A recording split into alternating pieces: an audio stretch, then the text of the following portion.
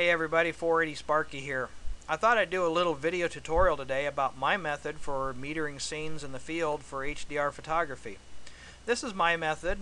I find it works for me. It gives me the results I want. If you're happy with your method and it gives you the results you're looking for, then by all means keep it. If you're looking for something different or you're not happy with the results you're getting with your system currently, give this a try. Nothing ventured, nothing gained. My method involves what's called a spot meter. This particular model is the Gaussian Starlight. It's a discontinued model. It has been replaced by the Starlight 2. Functionally they're the same, just a difference in the specifications. But the way a spot meter works is it gives you a small, like a telescope literally. There's an eyepiece here and a lens over here, and you look through it, and you can either on this one choose between a 1-degree spot or a 5-degree spot. What you see when you look through it is you've got a circular field of view and two gray circles.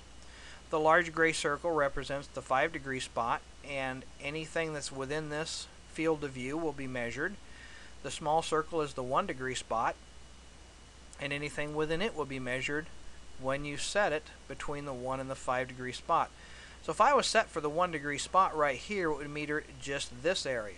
If I change it to the 5-degree spot, it would meter this area.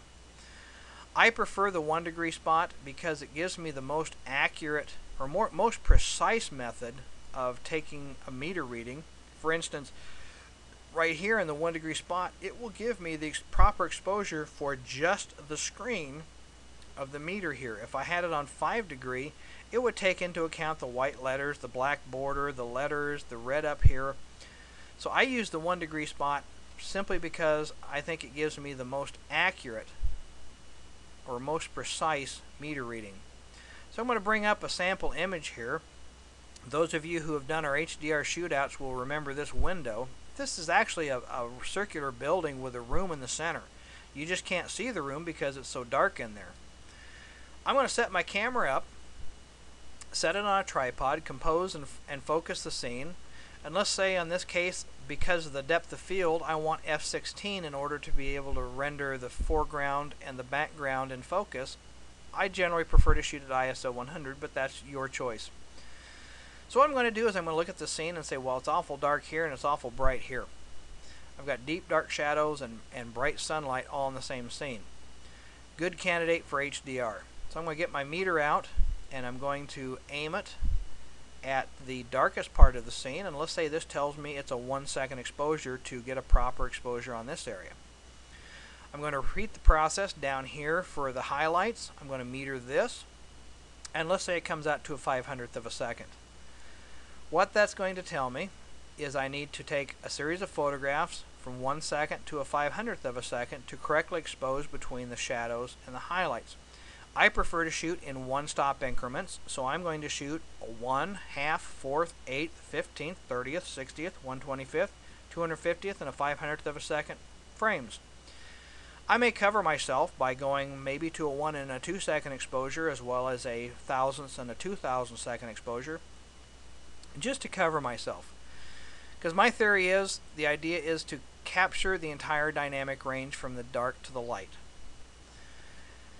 If I don't need the frames in post-processing, I don't have to use them.